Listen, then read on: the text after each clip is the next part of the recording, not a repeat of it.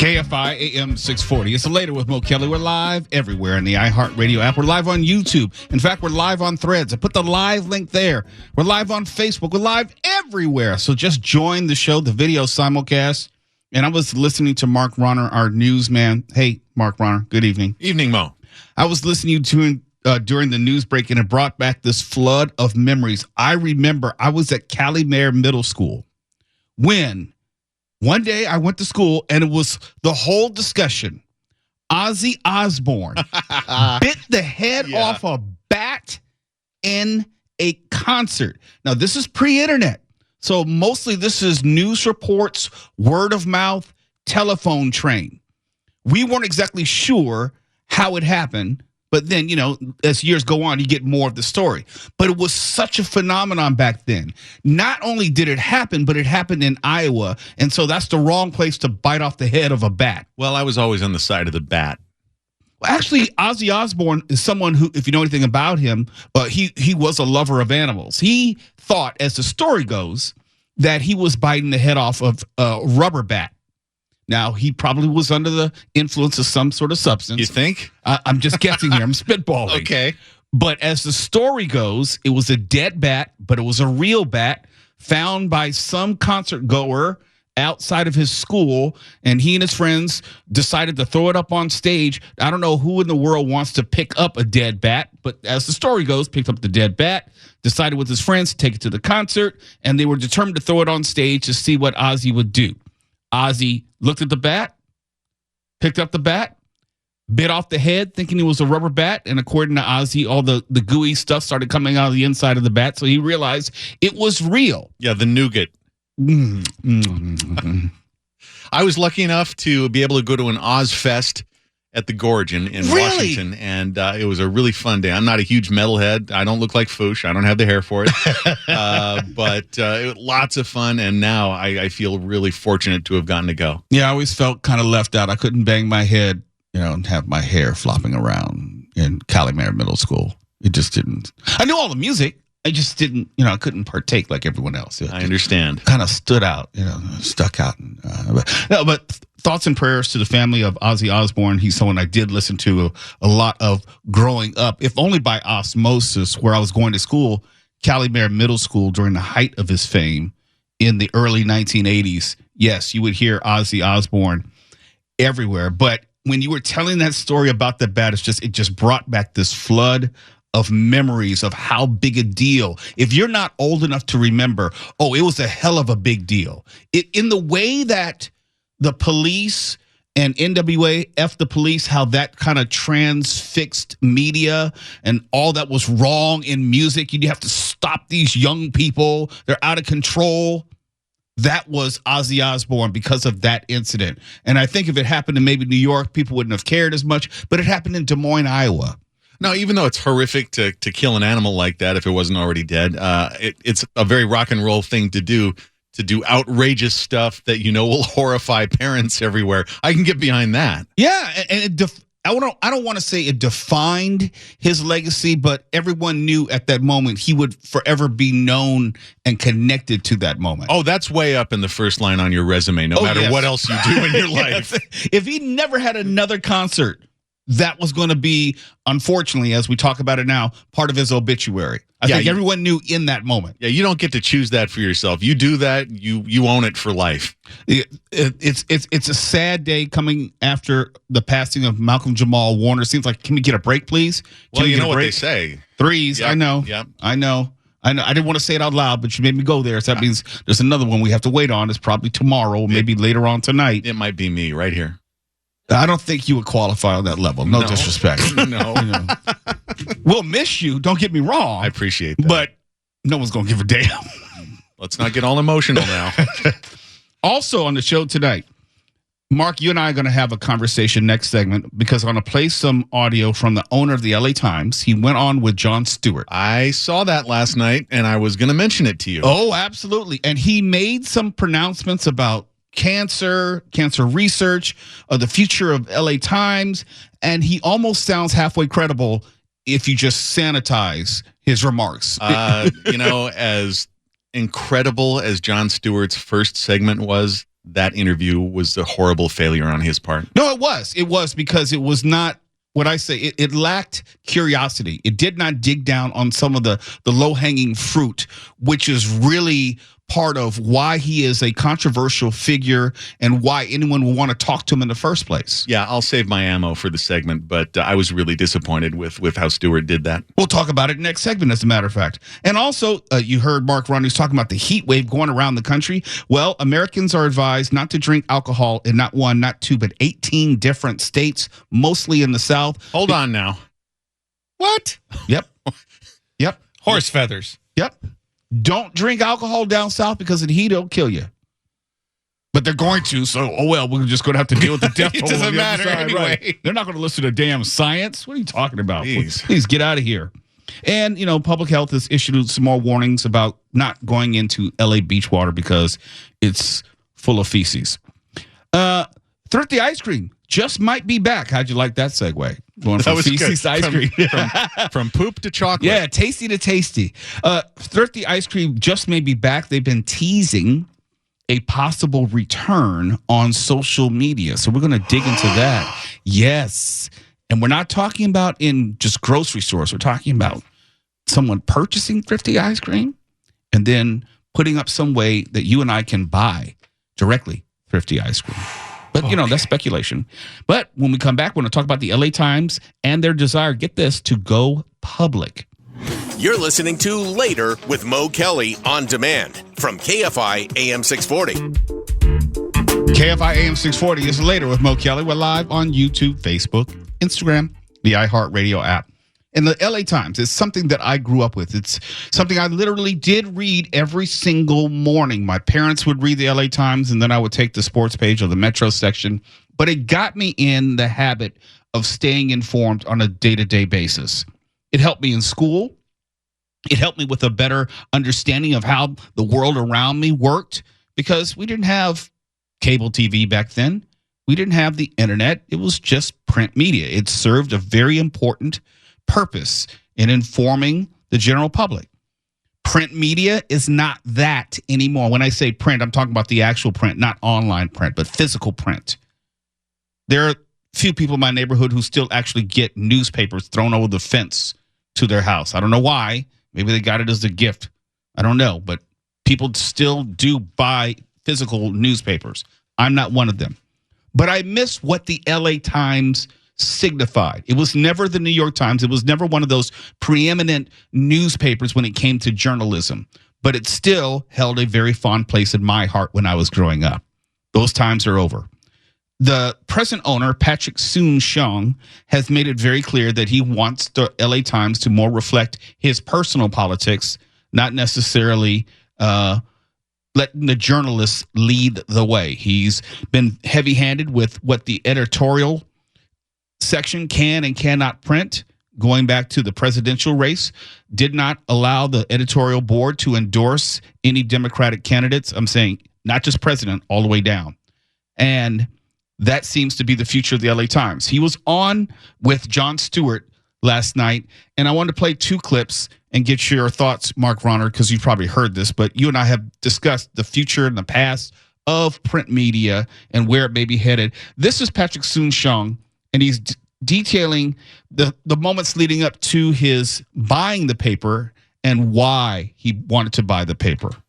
So news meant a lot to you. Oh, every day, because it really kept internally our freedom, right? Because we, the people then, were under apartheid. I lived under apartheid. The editors fought it. And that's how I got educated, and that's how I got inspired. So to me, by the time I was working on cancer, I was given 48 hours to buy this newspaper or not. Why was there such a, what is it, like like the movie Speed? Like you have 55 miles an hour or the paper's going to blow up? Like why 48 hours? So Michael Farrer had bought the Tribune at that point in time, and he knew how much I wanted to protect the newspaper in Los Angeles, and he came in on a Friday, and I was ironically having a conference with science doctors on cancer. Right. And he says, Patrick, Monday we're shutting down the DC bureau.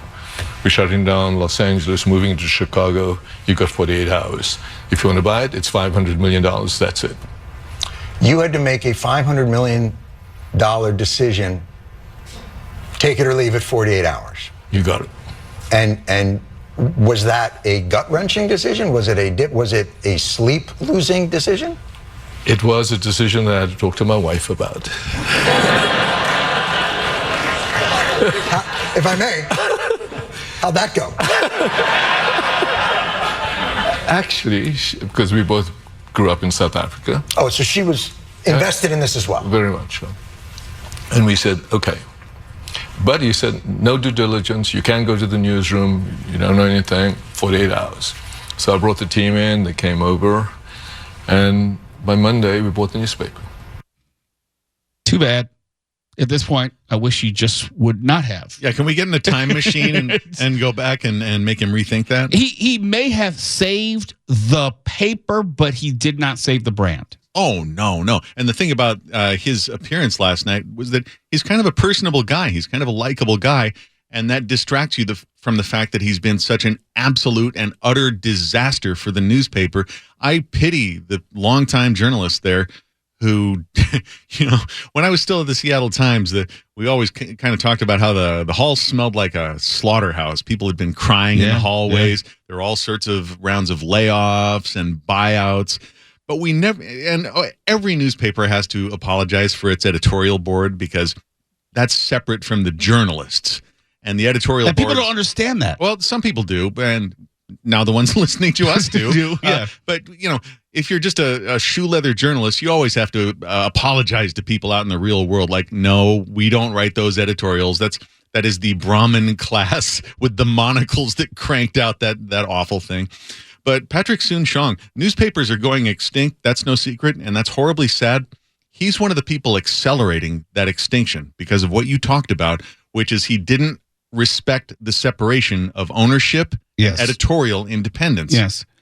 But there is a media illiteracy component to this as well. People don't understand that there's supposed to be that editorial independence. There's supposed to be correspondents, there are journalists, and there are editorial columnists, and there's the editorial board, and the two shall never meet, as they say. Yeah, the owner, it's not your plaything. You buy an institution, and I may have held the LA Times in higher esteem than you. I think it's one of the country's and the world's legendary newspapers. And this rich dimwit just came in there and bought it up and started wrecking it. And to make bad matters worse, he is now trying to bail and take the Times public. So I'm going to announce something with you tonight, is that... More than the nude mouse, you're going to announce something? That we're literally going to take LA Times public and allow it to be democratized and allow the public to have the ownerships of this paper. Wow. That's fantastic. Okay. How do you democratize facts? Look, I'm not a stock market genius, and I know a lot of people like to think of myself as that, but I do know buy low, sell high, and I don't buy stuff that has no future. I can't seriously consider buying stock of a newspaper outlet beyond just the LA Times. It's like, what is the IPO on that going to be, like $4? Oh, I don't know, but it started because of advertising revenue. Craigslist made it so that nobody ever had to take out a personal ad again, right? Wait a minute, you have to explain. Not everyone remembers what a personal ad was. Oh yeah, I guess this is back in the era of rotary phones. Yes. We looked at the want ads when we were trying to find a job. But that's part of how newspapers stayed afloat. It is, yeah. Advertising revenue was what made newspapers able to exist, and that went away more and more with free stuff on the internet. And but also, what added to that was increasing irrelevance. When you can't trust a newspaper to give you the straight truth about stuff, then you go elsewhere. Something else I've noticed in this online world, and I will just be bumping around the internet, and you'll see like an editorial from USA Today on Facebook, and it's not clearly marked as an editorial. Oh. And then you'll see people assuming that that's USA Today, for example, and I'm picking on them, that's either the editorial board or the voice of USA Today weighing in on something. And no, it's an opinion editorial from a singular individual who's not even employed by USA Today. There's a media illiteracy, which I think compounds this problem and issue. We don't know what we're looking at, and what we're looking at has largely been corrupted. Well, I worked for Gannett, which owns USA Today, one of their Hydra head newspapers in the Midwest. And let's be honest, nobody ever confused USA Today with its colored sections with, a great crusading newspaper that people go to for, I'm sorry, I got to jump in there, Mark, but you and I know that if we're going to line up credible newspapers, but today I don't think people understand that distinction. Yeah, let me consult the newspaper with the purple section that you get for free when you stay in a hotel. But part of the reason why that USA Today was so popular, and was popular with me and others in college, they were giving it away to college students back in the late 80s, was the point of it being a colorized newspaper. It was seen as contemporary, as happening, as forward-looking, where you had the New York Times, Washington Post, LA Times still in black and white in the late 80s. Yeah, it had no depth of coverage whatsoever, and the corporate mandates, I won't get into the weeds on that, but if you want real news, you would go to someplace like the LA Times, the Washington Post, the New York Times, even the Wall Street Journal. And just to put a point on what I was saying about Jon Stewart's interview with Patrick Soon-Shiong last night, the massive failure was that he let the guy ramble on about the cancer stuff that nobody understood, and Stewart clearly didn't understand.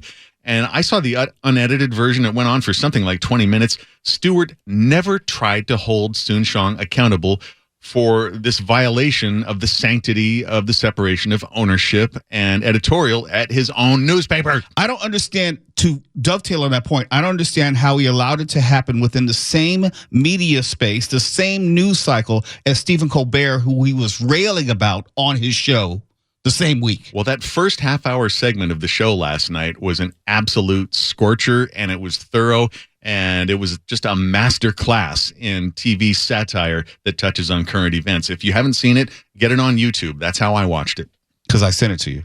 No, not Stewart. You sent me Colbert. Colbert. You talking about Stewart. Yeah, I watched that as well. Colbert made me laugh out loud. When we come back, we have to talk about the weather, and people are going to die from drinking in the heat. Will it be you? What's left to believe in? That's if you believe science, okay? I understand science is kind of controversial now. No one wants to talk about science or climate. KFI AM 640. We're live everywhere on YouTube, Instagram, Facebook, and iHeartRadio app. You're listening to Later with Mo Kelly on demand from KFI AM 640. KFI, Later with Mo Kelly. We're live on social media, and we're live on the iHeartRadio app. And I'm got to tell you, I've done a lot of stupid stuff in my life. Some things I paid the price for, some things I got away with. But one of the stupid things I did when I was in college was day drinking in the sun, in the heat. That was really, really dumb. I think I got heat stroke and didn't even know it. But during the summer is when you can get heat exhaustion, heat stroke, and the Centers for Disease Control and Prevention, I think that's one of the agencies we defunded, stated that extreme heat can trigger heat-related illnesses, particularly among seniors like me, young children like Mark Ronner, and people with chronic health conditions. Symptoms can range from intense sweating and muscle cramps to dizziness and nausea. According to the CDC, which I think we defunded, extreme heat causes more than 700 deaths annually in the U.S. Extreme heat warnings, which the NWS, the National Weather Service, I think we defunded them too, issues when extremely dangerous heat conditions are expected or occurring. So those two agencies advised against drinking alcohol in not one, not two, but 18 different states. More specifically, Kansas, Oklahoma, where the wind comes sweeping down the plain, Arkansas, Missouri, Mississippi. Sounds like a Miss USA competition or Miss America. Tennessee, Kentucky, and Illinois. Those are the main ones. Illinois, yeah. Okay. Mm-hmm. It's not down south, but it's supposed to be very hot. You have the weather. You should know which states it's involving. I guess it gets hot there and in Indiana. But also there's some less severe heat advisories, which have also been issued for parts of the following states. South Dakota, shout out to Christy Nome.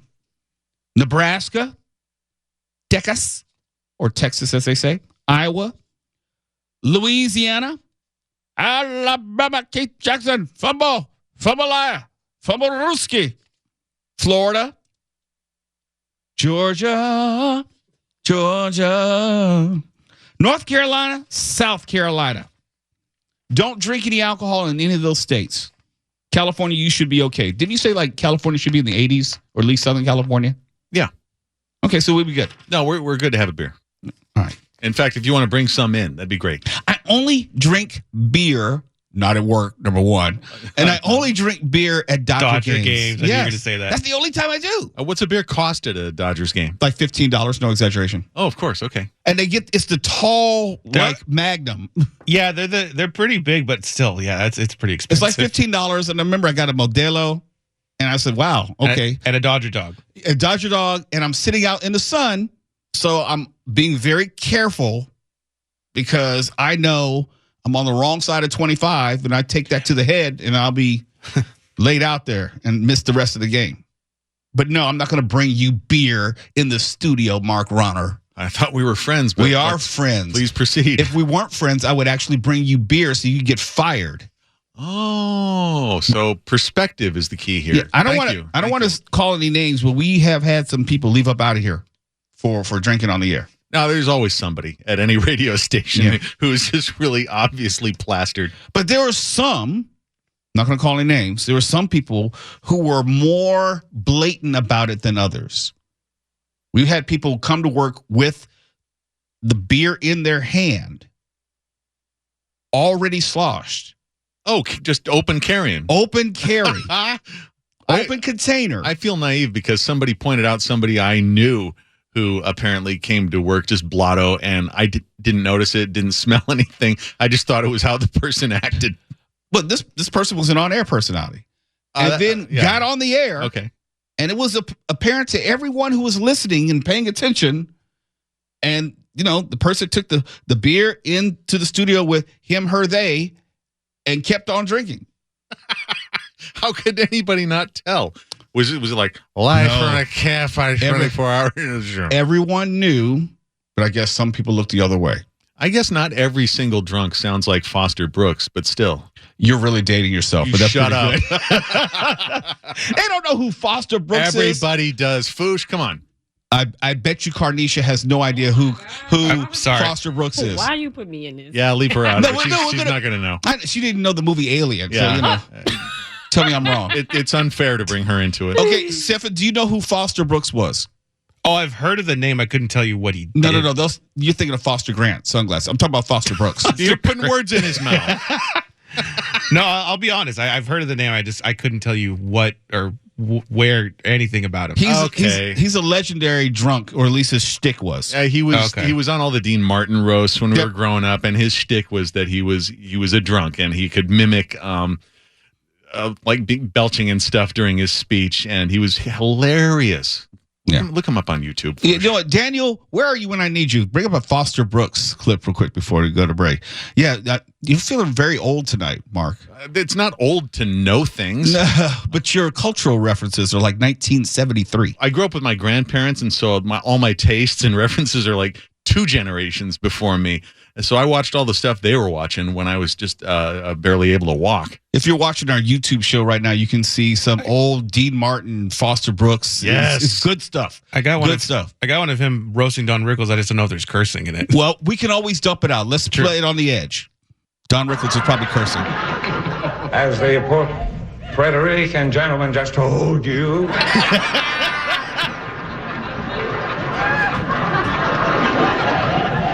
I have never met Don Rickles.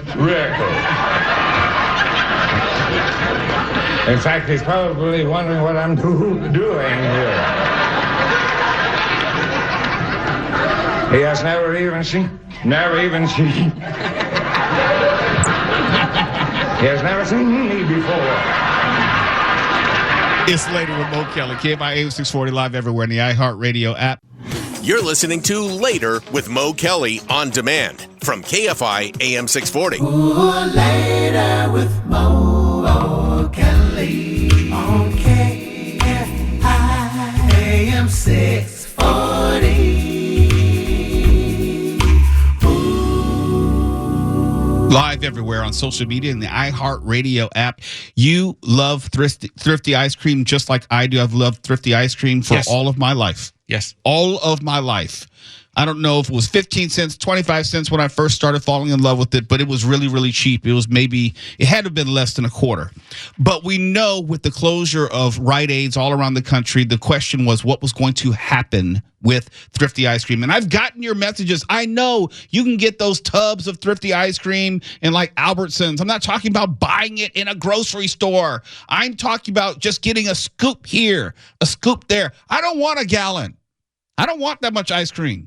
I just want to whet my appetite every now and then with some cookies and cream. Damn it, that's all I'm asking for out of life. I don't need a tub. I just need a cone. Just a cone. Every now and then. And I'm being very honest. When I get Thrifty ice cream, I feel closer to my father who always took me to get Thrifty ice cream. It's kind of a ritual that we have. He picked me up from school, and then on the way home, he said, hey, you want to get some ice cream? I said, sure, let's get some Thrifty ice cream. That's something that we would do together. So the whole process of getting a scoop of ice cream, back then it was just a cone. You didn't get it in a little bowl. They put it on a cone. That meant a lot to me, and it does even now. So I don't need to just get Thrifty ice cream from the grocery store. I need an actual cone or a cup. And we were wondering what was going to happen to Thrifty. And people have been monitoring its online presence. The website was still up, but social media had largely been dark. That was until last Wednesday, when all of a sudden one of the social media channels for Thrifty came alive, and it had a post saying, quote, we know we've been quiet and we're sorry. Some sweet news is coming soon. And then also said, making new memories. That speaks to people like me. You know, memories. I think of my dad. I think of Thrifty ice cream. I think of us going and getting ice cream together for like less than 40 cents in the 1970s. So I'm looking forward to new memories. Maybe you didn't know. CNBC's Fast Money reported recently that the co-CEOs of Monster Beverage Corporation had purchased Thrifty's assets for approximately $19.2 million. There's not much more information than that at this moment. But it does mean there is a future for Thrifty ice cream beyond the offerings in grocery stores. And you know, last night we talked about what your ice cream is according to your zodiac sign. I would love to have some Thrifty's cookies and cream right now. Right now. Just a scoop. Just one. I don't need a whole bowl. I don't need a whole gallon. Just a couple scoops of Thrifty cookies and cream ice cream. It is loaded with nostalgia. Yes. Because you can get a cookies and cream somewhere else, and it does have a different taste to it. I don't have any emotional connection. No disrespect. I have zero emotional connection to Baskin Robbins. Yeah, same. Zero. I'm sure the ice cream tastes just fine. I'm sure the cookies and cream is passable. I don't feel anything when I pass Baskin Robbins, and I'm not encouraged emotionally to walk into Baskin Robbins and get some cookies and cream. It doesn't remind me of anything or anyone. You take me past a Rite Aid, or at least in the past, go to Rite Aid, walk into a Rite Aid and see that Thrifty sign up there. Whew, tears, baby, tears. Got to bring my Thrifty ice cream back. Now, I don't know if it was a thing, Mark, with you in Washington. No, I have no idea what you're talking about, and I'm curious about if it's actually objectively good compared to other ice cream. Oh, your opinion doesn't matter. Don't worry about it. Well, no, I'm just asking. No, it doesn't. No, it's actually, and yes, I am biased, but it is great tasting ice cream, but also it is synonymous with Southern California. Okay. And and my example is just one of many where it's deep rooted with families and memories and just a tradition of going with family members to get Thrifty ice cream. I don't eat ice cream very often because I have no impulse control. And so if there's some in the refrigerator, we do this thing where we eat what we think is a reasonable amount. Then we start like cheating and yeah. You know what I'm saying? You kind of dig around so it doesn't look like you've had as much as you've had. My dad would have ice cream in the freezer, and I never touched it. I never have a taste for ice cream more than a scoop here or there. That's it. And it's maybe once every 2 or 3 months at most. But when I want to have some Thrifty's ice cream, I want to have some Thrifty ice cream. And hopefully it's coming back sometime soon. Something else we can count on you to bring into the studio for us. This is going to be great. Yeah, I'm It sure might that'll melt. last. Yeah. 2-hour drive. Yeah, maybe we'll get some dry ice. Does your wife share the same nostalgic effect of it, or no? Not for Thrifty, I don't Not think. for Thrifty? Okay. Yeah, I believe that she's had it, but I don't think it's the same connection. She'll bring in some Baskin Robbins if she just wants to give me some cookies and cream. It's like, oh, thank you very much, honey. Whatever. Big deal. KFI AM 640. We're live everywhere in the iHeartRadio app. KFI and KOST HD2, Los Angeles, Orange County. More stimulating talk.